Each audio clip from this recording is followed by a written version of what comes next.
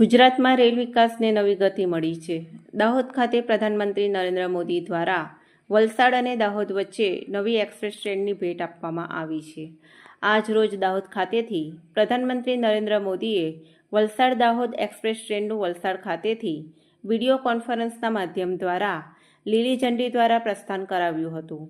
આ ટ્રેન અંકલેશ્વર ખાતે આવી પહોંચતા નગરપાલિકાના પ્રમુખ લલિતાબેન રાજપુરોહિત, શહેર ભાજપના પ્રમુખ ધર્મેન્દ્ર પુષ્કરણા સહિતના હોદ્દેદારો અને અંકલેશ્વર રેલવે સ્ટેશનના અધિકારીઓ અને કર્મચારીઓએ સ્વાગત કર્યું હતું અને આ ટ્રેનમાં સવાર મુસાફરોમાં શરબતનું વિતરણ કર્યું હતું.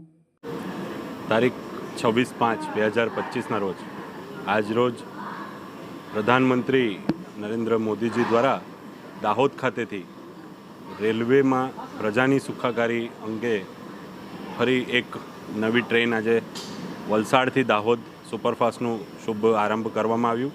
જે ટ્રેનનું આજે 2:30 વાગે અંકલેશ્વર સ્ટેશન પર આગમન થતાં અંકલેશ્વર શહેર ભારતીય જનતા પાર્ટી દ્વારા સ્વાગત કરવામાં આવ્યું રેલવેનો સ્ટાફ સાથે રાખીને.